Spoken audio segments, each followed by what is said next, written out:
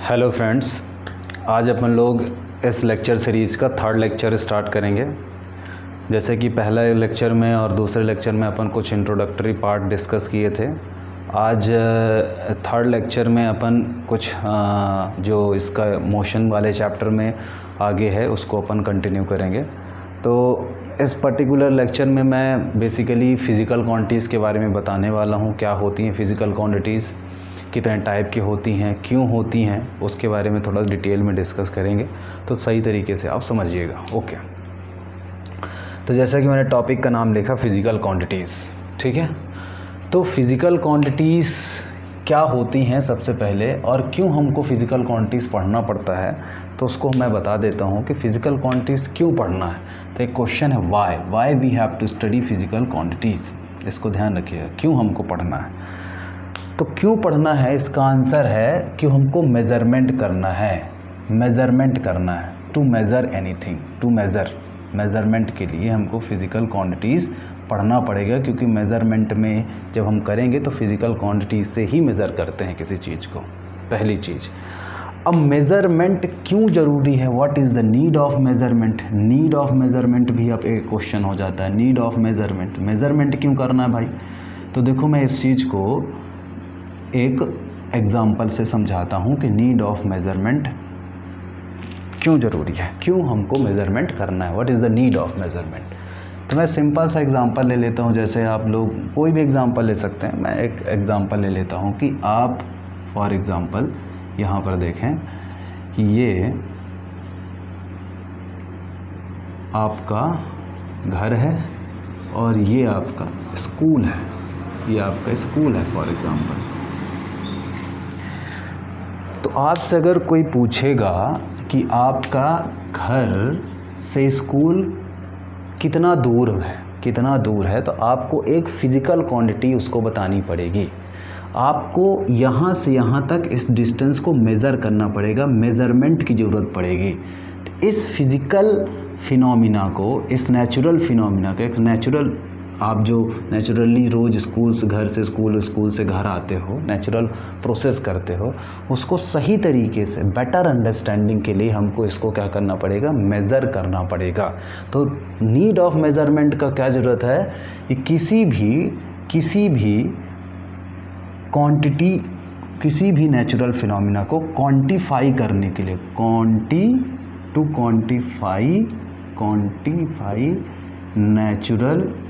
Natural phenomena, कहे के लिए भाई फिनोमिना फॉर बेटर अंडरस्टैंडिंग, सही तरीके से हम समझ पाएँ कि उस स्कूल से घर कितनी दूरी में है। तो इसलिए हमको मेज़रमेंट करना है। क्यों, क्वांटिफाई करने के लिए। क्यों क्वांटिफाई करना है नेचुरल फिनोमिना को, बेटर अंडरस्टैंड हमारे के लिए हो, बेटर अंडरस्टैंडिंग के लिए, सबसे पहली बात तो इसको जान लीजिए। अब जब मेज़रमेंट की बात करें हम लोग कि मेज़रमेंट करना है, ये बात समझ गए, तो उसके लिए हमको कुछ चीज़ चाहिए जो हम बता पाएँ। तो आप ज़्यादातर क्या यूज़ करोगे कि हमारे घर से स्कूल का जो डिस्टेंस है, डिस्टेंस या डिस्प्लेसमेंट कुछ भी, तभी मैं डिस्टेंस लिख देता हूँ। डिस्टेंस इतना है, कितना भी हो सकता है। मान लेते हैं x = आपका स्कूल से घर जो है वो 1.5 या तो 2 किलोमीटर है फॉर एग्ज़ाम्पल। तो ये क्या है, आपने ये क्या यूज़ किया, डिस्टेंस क्या है, एक फ़िज़िकल क्वांटिटी है। डिस्टेंस क्या है, एक फ़िज़िकल क्वांटिटी है, फ़िज़िकल क्वांटिटी है। समझ में आया। तो फ़िज़िकल क्वांटिटी की क्या ज़रूरत है, फ़िज़िकल क्वांटिटी क्यों हमको पढ़ना है, तो हमको किसी चीज़ को मेज़र करना। मेज़र क्यों करना है, क्योंकि हमको उसको सही तरीके से क्वांटिटी वाइज क्या है, उस नेचुरल फिनोमिना को, कोई भी आप नेचुरली चीज़ कर रहे हो उसको हमको समझना है, इसलिए। तो अगर मुझसे पूछा जाए कि what is the definition of this physical quantity, तो फ़िज़िकल क्वांटिटी की मैं डेफिनेशन लिखूँगा। देखो क्या लिखूँगा, फ़िज़िकल क्वांटिटी क्या के लिए होती हैं, फ़िज़िकल क्वांटिटीज़, तो दोज क्वांटिटी, इसकी डेफिनेशन क्या लिखूँ, those quantities those quantities which can be measured, measure करने के लिए, which can be measure, measurement के लिए इसको हम मेज़र कर सकते हैं। कैसे? डायरेक्टली और इनडायरेक्टली। तो हम मेज़रमेंट करने के लिए, है ना, क्या करेंगे, किसी न किसी फिजिकल क्वांटिटी को यूज़ करेंगे। तो दोज क्वांटिटी जिसको हम क्या कर सकें, मेज़र कर सकें, डायरेक्टली और इनडायरेक्टली मेज़रमेंट आपको करना है, इसलिए तो आपको मेज़र करना पड़ेगा।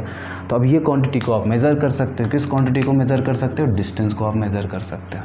अब बोले सर हम तो इतनी स्पीड से जाते हैं, तो हमको बता दीजिए टाइम कितना। आप मान लेते हैं कि आप जो है तो 2 किलोमीटर की स्पीड, 2 किलोमीटर पर आवर की स्पीड से जाते हैं अपने स्कूल। तो बोले सर टाइम कितना लगेगा? तो इसके अनुसार तो टाइम लगेगा आपको डिस्टेंस अपॉन स्पीड हो जाएगा, तो हो जाएगा 2/2 दैट इज़ 1 आवर। तो बोलोगे सर 1 आवर। तो देखो ये चीज़ तो आप डायरेक्टली मेज़र किए, ये इस चीज़ को आप क्या किए, इनडायरेक्टली मेज़र किए। तो डायरेक्टली और इनडायरेक्टली ये सब क्या कहलाएंगे, फिजिकल क्वांटिटीज़ कहलाएंगी। तो कुछ चीज़ों को हम डायरेक्टली मेज़र कर लेते हैं, कुछ चीज़ों को हम इनडायरेक्टली मेज़र कर लेते हैं, ठीक है। अब जब अपन आगे बात करेंगे इसमें टाइप्स ऑफ फिजिकल क्वांटिटीज़ की, तो टाइप्स ऑफ फिजिकल क्वांटिटीज़ मैं आपको बताता हूँ क्या होती हैं। तो देखें टाइप्स ऑफ फिजिकल क्वांटिटी में कौन कौन सी चीज़ आती है। तो types of physical quantity, TYPES, types of physical quantity, types of physical quantities. कितने टाइप की फिजिकल क्वांटिटी होती है? तो मैं बोलूँगा 2 टाइप की फिजिकल क्वांटिटी होती है। 2 टाइप की होती हैं। क्यों होती हैं, थोड़ा सा मैं यहाँ पर समझाने की कोशिश करता हूँ। देखो इसलिए 2 होती हैं, इसी की यहीं पर मैं समझाने की बात करता हूँ। देखो एक तो ये है घर और ये है स्कूल। घर से स्कूल जाने के फॉर एग्ज़ाम्पल 3 रास्ते हैं। एक ये रास्ता है, एक ये रास्ता है और एक ये रास्ता है, अलग सा कुछ, ठीक है। ये 3 रास्ते हैं। इसको हम A पाथ दे देते हैं, इसको हम B दे देते हैं और ये वाले पाथ को C दे देते हैं। थोड़ा देखने में बात समझ में आएगी कि सर ये वाले पाथ इस टाइप से तो बहुत सारे हो सकते हैं, खूब सारे हो सकते हैं, लेकिन एक आपने जो C वाला बनाया है वो इसके बीच में एक ही हो सकता है। तो इसीलिए इसको बोलते हैं यूनिक पाथ। ये जो पाथ है यूनिक पाथ है, कुछ स्पेशल है इसमें। और ये जो पाथ हैं ये तो कई सारे हो सकते हैं। इसीलिए अब देखो हमने अभी एक फिजिकल क्वांटिटी यूज़ की थी, डिस्टेंस। तो इस डिस्टेंस को कुछ और बोलते हैं, कुछ और अलग नाम बोलते हैं और इनको क्या बोलते हैं, डिस्टेंस ही बोलते हैं। तो इसलिए हम फिजिकल क्वांटिटी को यही अभी डिस्टेंस की बात ही कर रहे थे। तो 2 तरीके से हो गए, एक तो ये यूनिक वाला हो गया और ये एक बहुत सारे हो गए, अलग अलग कई तरीके से हो गए, ठीक है। तो इसलिए मैं जो कर दिया तो 2 टाइप से, इसीलिए बोला 2 टाइप से। तो पहला टाइप कौन सा है उसमें, स्केलर, क्या बोलते हैं उसको, स्केलर क्वांटिटीज़। अभी स्केलर क्वांटिटीज़ की बात करते हैं अपन, ठीक है। तो स्केलर क्वांटिटीज़ में बताता हूँ, फिर इसमें आता हूँ, ठीक है। अब ये ध्यान रखना कि यूनिक पाथ हमने एक ही बताया है, एक ही यूनिक पाथ होगा वहाँ से वहाँ तक जाने के लिए। मैं ये बताने की कोशिश कर रहा था कि 2 ही क्यों होते हैं, तो 2 होते हैं, इस टाइप से 2 होते हैं, ठीक है। तो स्केलर क्वांटिटी क्या होती है, दोज फिजिकल क्वांटिटीज़। अब देखो दोज, पहले डेफिनेशन फिर बताते हैं। Physical quantities, those physical quantities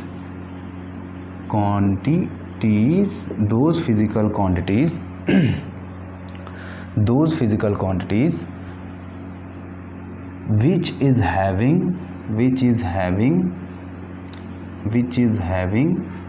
only क्या, only magnitude। कैसे, मैग्नीट्यूड। तो इसको बताता हूँ मैं कैसे। देखो जैसे फॉर एग्जांपल डिस्टेंस, डिस्टेंस। अब ये क्या है, ए क्या है, एक पाथ की डिस्टेंस है। ए पाथ से जाएगा तो इतनी डिस्टेंस होगी, ये हो सकता है डी ए कुछ हो, मान लेते हैं ये हो जाएगा 2 किलोमीटर। ये b क्या है, ये भी एक डिस्टेंस है, b क्या है, ये डिस्टेंस है, तो db मान लेते हैं आप 2.5 किलोमीटर। c भी एक डिस्टेंस ही है लेकिन वो एक यूनिक डिस्टेंस है। c भी क्या है, एक डिस्टेंस ही है लेकिन वो क्या है, एक यूनिक डिस्टेंस है, उसको मैं अलग से लिखता हूँ dc। तो ये एक यूनिक डिस्टेंस है, ये कम, सबसे कम है 1.5 किलोमीटर। तो ये जो आप ये लिख रहे हो 2 किलोमीटर, 2.5 किलोमीटर, 1.5 किलोमीटर, ये क्या चीज़ें हैं, ये मैग्नीट्यूड है। तो डिस्टेंस मान लेते हैं, कितना लिख दिया मैंने, 2 किलोमीटर। तो इसमें सिर्फ क्या है, मैग्नीट्यूड है। तो इस क्वांटिटी में सिर्फ के सिर्फ क्या है, मैग्नीट्यूड है, मैग्नीट्यूड, ये ध्यान रखना, ठीक है। तो ये वो क्वांटिटी हो गई जो यूनिक नहीं थी, इसमें से मैंने इसको भी लिखा है क्योंकि अभी सिर्फ यहाँ पर किलोमीटर अपन ने दिखाया है, ठीक है। तो ऐसे करके और बहुत सारी होती हैं, जैसे स्पीड आप लिख दो, जैसे आप लिख देते हो 3 किलोमीटर पर आवर, तो 3 किलोमीटर आप पर आवर, ये क्या चीज़ है, ये मैग्नीट्यूड बस है। स्पीड का सिर्फ मैग्नीट्यूड होता है, ऐसा आप लिख दो टाइम, तो टाइम में क्या होगा, टाइम मान ले लिख देते हैं कि 3 सेकंड लिख दिए, तो 3 सेकंड क्या लिख दिए, इसका टाइम का मैग्नीट्यूड आप लिख दिए। तो इसमें कोई भी हम डायरेक्शन की बात नहीं करते, सिर्फ और सिर्फ मैग्नीट्यूड की बात करते हैं। अभी जब हम वेक्टर ख़त्म कर लेंगे तो फिर से एक बार आएंगे तो और तरीके से समझना है इसको, ठीक है। अब जो दूसरा फिजिकल क्वांटिटी है उसका नाम पड़ा वेक्टर। क्या नाम पड़ा भाई, वेक्टर क्वांटिटी पड़ा, वेक्टर क्वांटिटीज। तो इसमें देखिए सिर्फ ओनली मैग्नीट्यूड था, है ना, दो physical quantity which is having only magnitude, उसको हम क्या बोले, स्केलर क्वांटिटी। अब इसका डेफिनेशन क्या होगा कि those physical quantities which is having both, कौन सा भाई, विच इज़ हैविंग बोथ, कौन सा, magnitude as well as direction. अब देखो मैंने जो यूनिक वाली बात बताई थी, आप देखो कि जो यूनिक पाथ है जिसको हम, ये है एक डिस्टेंस लेकिन इसका एक अलग नाम है, ये अलग डिस्टेंस है, इसमें सबसे ये शॉर्टेस्ट डिस्टेंस है, इसलिए इस डिस्टेंस को हम क्या बोलते हैं, डिस्प्लेसमेंट। तो उसमें दोनों चीज़ें होंगी, ये यूनिक वाला जो पाथ है जो 1.5 है वो इन दोनों के बीच में एक ही होगा, इसके अलावा सबसे छोटा पाथ नहीं हो सकता, सी के अलावा आप करके देख लो, सबसे छोटा पाथ नहीं होता, इसीलिए यूनिक पाथ है। कहने का मतलब ये है कि जो सी वाला पाथ है सबसे छोटा पाथ है। तो आपने बताया कि भाई जब सी वाले पास से जाओगे तभी आपको हमारा स्कूल जो है 1.5 किलोमीटर पड़ेगा, जब आप ऐसे डायरेक्शन में जाओगे, ईस्ट, ये कौन सा डायरेक्शन है, ईस्ट डायरेक्शन है। मतलब ये हुआ कि इस चीज़ को हम जो बोलते हैं सबसे शॉर्टेस्ट डिस्टेंस को बोलते हैं। फिर डिस्टेंस डिस्प्लेसमेंट पढ़ूंगा मैं, फिर भी मैं बोल रहा हूँ क्योंकि मुझे वर्ड यूज़ करना है, डिस्प्लेसमेंट बोलते हैं। तो डिस्प्लेसमेंट कहलाता है जो शॉर्टेस्ट डिस्टेंस कहलाती है, जो कि आपने DC लिखी हुई है। तो DC 1.5 किलोमीटर कौन से डायरेक्शन में, ये डायरेक्शन में, ये कौन सा डायरेक्शन है, लिख दो, ईस्ट डायरेक्शन, इन ईस्ट डायरेक्शन। समझ में आया क्यों दो होते हैं फिजिकल क्वांटिटी, इसमें क्या है, दोनों चीज़ें हैं, ये भी है, ये क्या कहलाया, ये मैग्नीट्यूड कहलाया, और ये भी है, ये क्या कहलाया, ये डायरेक्शन कहलाया। तो ऐसी फिजिकल क्वांटिटी जिसमें दोनों चीज़ों की बात करेंगे, मैग्नीट्यूड और डायरेक्शन, तो वो हो जाएगा वेक्टर क्वांटिटी।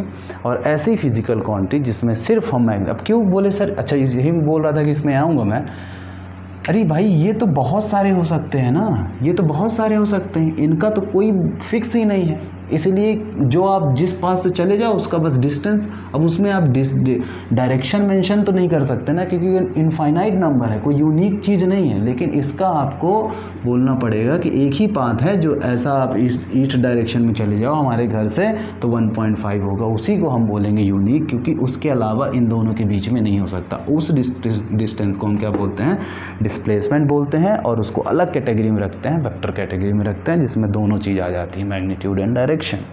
फिर और भी चीज़ें हैं जो हम लोग इस पूरे चैप्टर में कवर करेंगे, जो कि वेलोसिटी है, जो कि एक्सेलरेशन है। जैसे वेलोसिटी अभी हमने यहाँ पर सिर्फ 3 किलोमीटर पर आवर लिखा, लेकिन इसमें क्या लिखेंगे 3 kilometre per hour in a particular direction, in a particular direction मान लेते हैं ईस्ट डायरेक्शन में, जैसा अभी को इस डायरेक्शन में मूव करना पड़ेगा।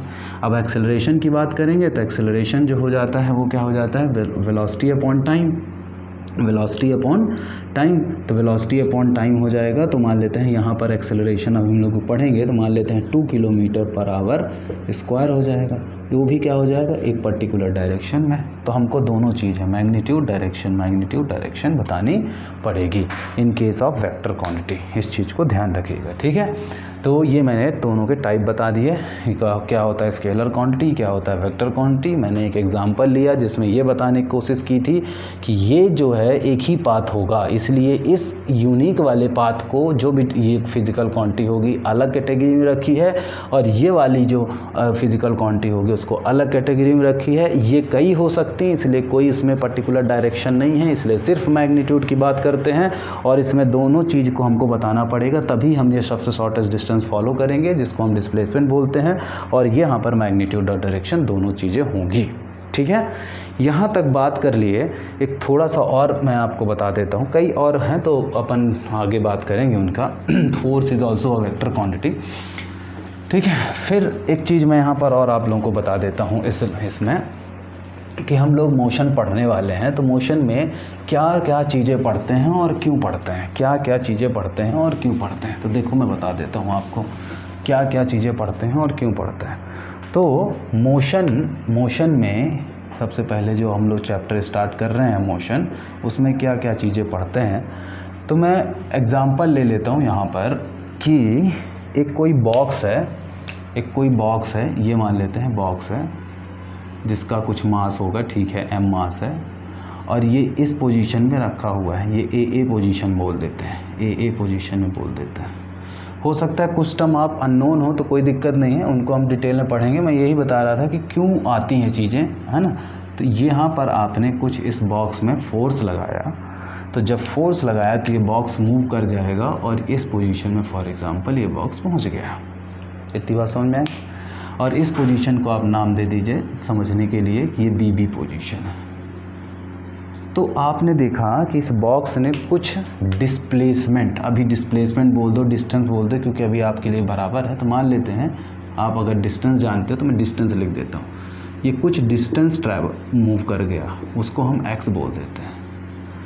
मतलब ये हुआ कि जब आप इसको मूव करवाए, इस बॉक्स को जब आप मूव करवाए, इस बॉक्स को मूव करवाए, तो इसने कुछ डिस्टेंस क्या कर ली, मूव कर दी by applying the force F.